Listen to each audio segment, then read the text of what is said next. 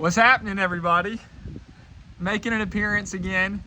Haven't been on the channel for a while because I have been working at my gym. We're converting the front of my gym into a livable apartment that I'll be renting out.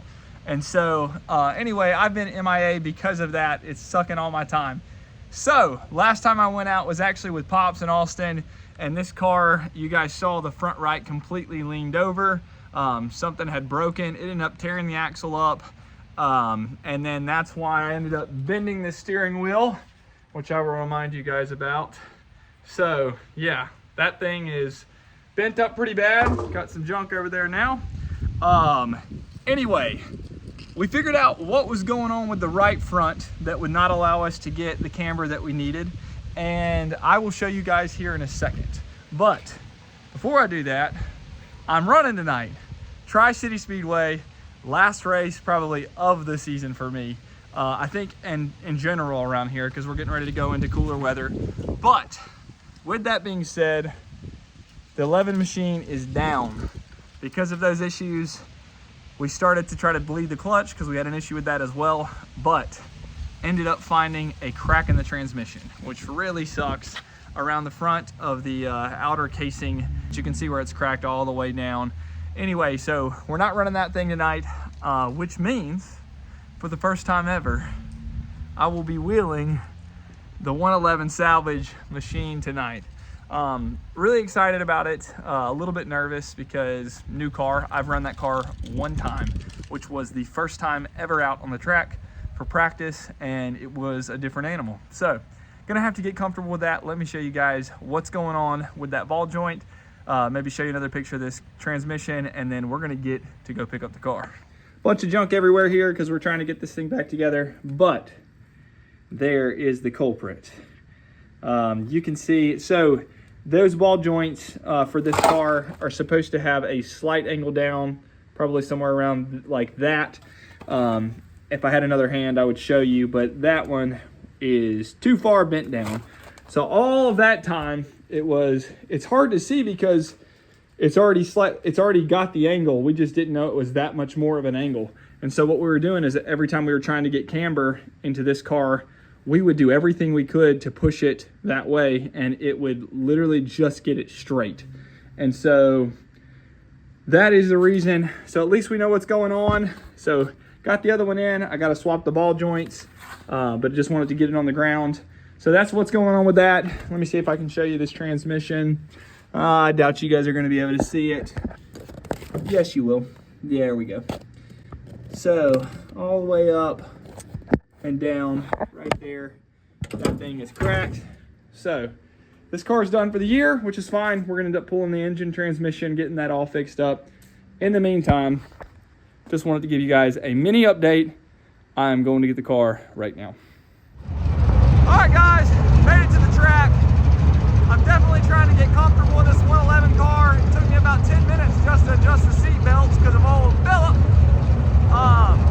My head's kind of close to the roof. Austin experienced that, but we took the cushion out. I'll be good. Went out for qualifying, trying to find a groove. This track is really high banked, really fast.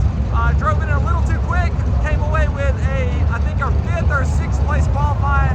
But everybody is chasing the man tonight, Mr. Joey Laws. Joey took home the 1,000 win last night. Joey, how'd it feel? It felt good. Track's about the same as it was last night for our feature, so we're feeling pretty good going into tonight. Okay, thank you. So, track's the same? Yeah, so last night during hot laps qualifying, it was really slick. You go in, you just push straight up to the top. There was nothing there. Towards the end of the night, there was a little bit of grip there. It wasn't slicked off at all yet. But tonight it's already dusty around here, which we didn't get none of that last night. Well, that makes sense to what I felt in qualifying because I was skating a little bit. But we're going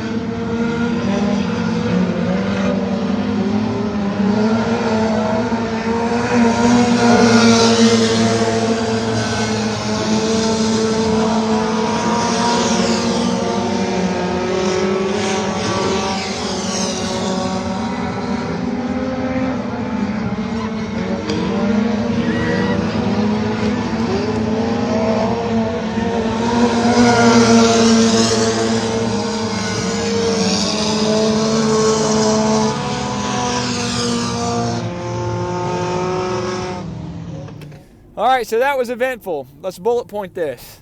Got hooked up, got ready to go, feeling good early. Car wouldn't start. Had to get people to jump me. Got it to stop and go. And got out on the track, thankfully. Held with the leaders for about a lap or two, and then the car just completely kind of started to lay down and got passed by the third placeman, finished fourth. Came in, opened up the battery box, and it was barely hanging on, the positive cable. So we got that all put back on, screwed tight, went to turn the car on, bright red light, fired right off. So we think something was going on there. It's one of those things, I either drove really bad or the car laid down because of that, or a little bit of both. We will find out in the feature, and I will see you guys after that.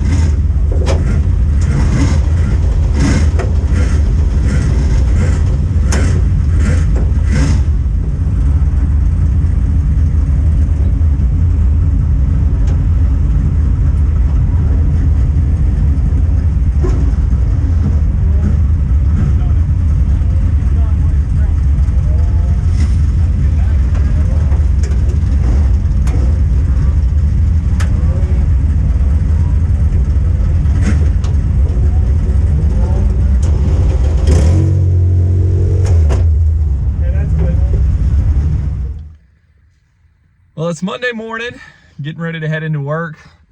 Still got the car on the trailer, getting ready to unload that at lunch. But not much to say, I guess, about the race at Tri-City there. I started the race in 8th on the outside of the 4th row and got up to 5th on like it seemed like the inside line just didn't go, or something happened. Felt good for the first like turn or two, maybe, just trying to find the track.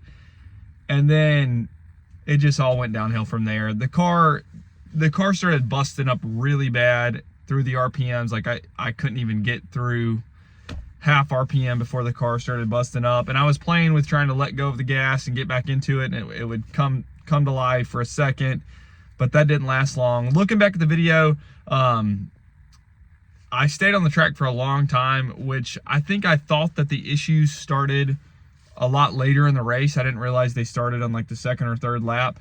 And so, hindsight being 2020, I thought I should have pulled off. But the reason I didn't pull off is by the time I really thought the issues, you know, I just realized that I wasn't going to solve them. I thought that I was overheating just a little bit. In the past, I have made a rookie mistake by just shutting the engine off when the thing was overheating and had an issue with timing from there. So the reason I stayed on the track was just to kind of let the car cool down. There was cool air, so I was just letting the car cool down, driving slow, letting that cool air get through the engine bay, and then also just waiting for possible people to wreck out or blow tires and just pick up a little bit more pay.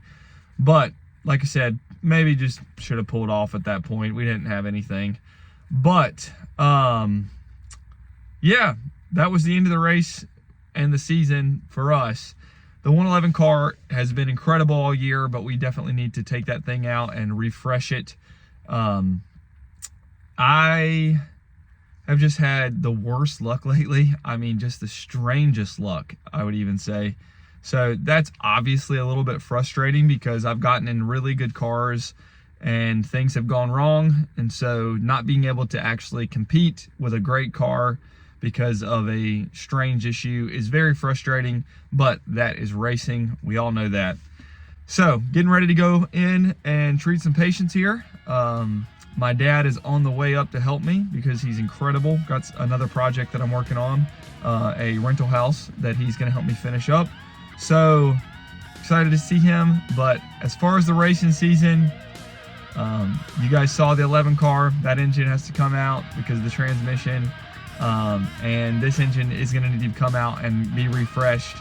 So much for this season. It's been a great one. I'll catch you guys next time in the next video. Like, comment, subscribe.